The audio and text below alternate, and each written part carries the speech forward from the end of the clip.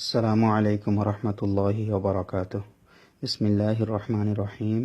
আলহামদুলিল্লাহি রাব্বিল আলামিন ওয়াল আকিবাতু লিল মুত্তাকিন ওয়াসসালাতু ওয়াসসালামু আলা আশরাফিল আমবিয়াই ওয়াল মুরসালিন ওয়া আলা আলিহি ওয়া আসহাবিহি আজমাইন, আম্মা বা'দ। রব্বি জিদনি ইলমা, রব্বি ইয়াসসির ওয়া লা তু'আসসির ওয়া তাম্মিম বিল খাইর। বিসমিল্লাহির রহমানির রহিম। আজকে আমাদের ক্লাস নং হচ্ছে 4-এর দ্বিতীয় নং ক্লাস, অর্থাৎ চতুর্থ নং ক্লাসের দ্বিতীয় পর্ব। এখানে দেখুন, আজকে ক্লাসের মধ্যে যে অক্ষরগুলো থাকবে আপনারা এই অক্ষরগুলো একটু ভালোভাবে শিখে নেবেন, কেননা আগামীকালকে আপনাদেরকে পরীক্ষা থাকবে। আগামীকালকে আপনাদের জন্য পরীক্ষা থাকবে। ক্লাসের মধ্যে আমি বলবো না, আমি শুধু লিখে দেব, আপনারা আমাকে ব্যবধান করে বোঝাবেন। অক্ষরগুলা ব্যবধান করে বোঝাবেন, অর্থাৎ কোনটা কি অক্ষর সেটা আপনারা ভালোভাবে বলে আমাকে বোঝাতে হবে আগামীকালকে। তাই আজকে আমি আপনাদেরকে এখানে নিয়ে এসেছি 2 অক্ষর মোরাক্কাবের পদ্ধতি। 2টি অক্ষর পাশাপাশি লাগবে। 3 অক্ষর মোরাক্কাবের পদ্ধতি, 3টি অক্ষর লেগে আসবে পাশাপাশি।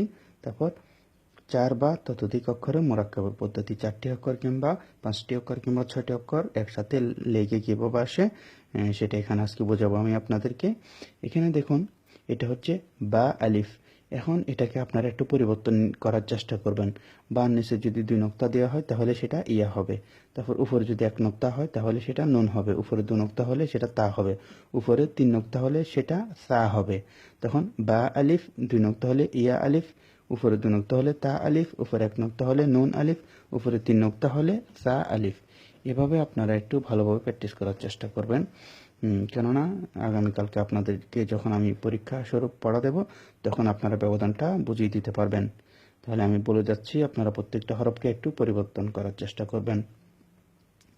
বা আলিফ, জিম দাল, মিম আইন, সদ আইন, লাম কাফ, হা মিম, মিম নুন, কাফ বা, ইয়া ফা।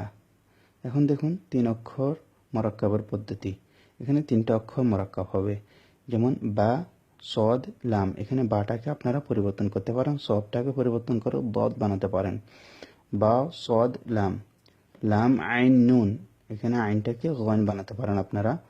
তারপর শিন ফা আইন, এখানে দেখুন শিন ফা আইন, এখানে নোক্তা যদি মুছে ফেলা হয় তাহলে সিন হবে। তারপর এখানে যদি 2 নোক্তা দেওয়া হয় তাহলে এটা কফ হবে। তো সেটা আপনারা নিজেরাই লিখে লিখে বানাবেন, যেহেতু আমি বোর্ডের মধ্যে নিয়ে আসলাম না। বোর্ডের মধ্যে নিয়ে আসলে লেখাগুলো অনেক লম্বা হয়ে যেত এবং এই ভিডিওটা বড় হয়ে যেত, সেজন্য আমি সংক্ষেপ করে নিয়ে আসলাম।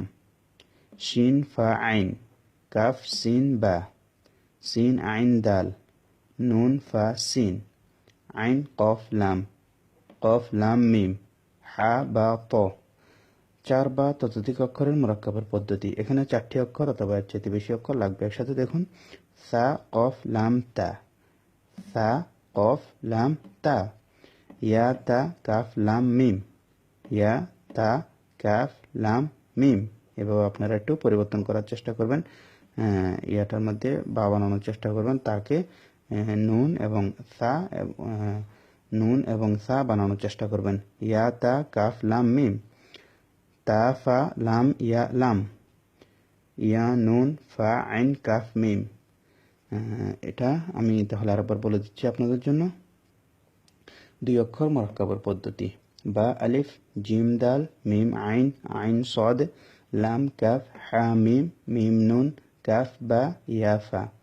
3 অক্ষর মোরাক্কাবের পদ্ধতি।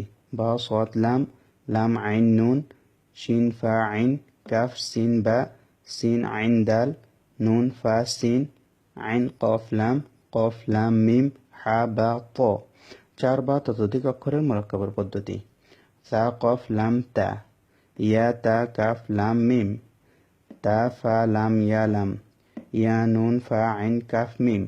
আজকে এখান থেকে আপনাদের যে আরবি 29টি অক্ষর রয়েছে এবং পাশাপাশি কিভাবে একটা অক্ষর আর একটা অক্ষরের সাথে লেগে আসে সেটা আপনাদের ক্লিয়ার হয়ে যেতে হবে এখান থেকে। ইনশাআল্লাহ আগামীকালকে আপনাদের জন্য পরীক্ষা থাকবে, তখন আমি ভালোভাবে বুঝতে পারবো আপনারা কি বুঝেছেন নাকি। যদি না বুঝেন তাহলে আপনাদের জন্য এখানে আরও কিছু পড়া নিয়ে আসতে হবে, যাতে করে আপনারা ভালোভাবে বুঝে থাকেন। ইনশাআল্লাহ আমি আশা করবো আপনারা খুব ভালোভাবে বুঝে যাবেন এবং খুব ভালোভাবে আজকে ক্লাসের মধ্যে পড়াগুলো শুনিয়ে দেবেন। আসসালামু আলাইকুম রহমতুল্লাহ।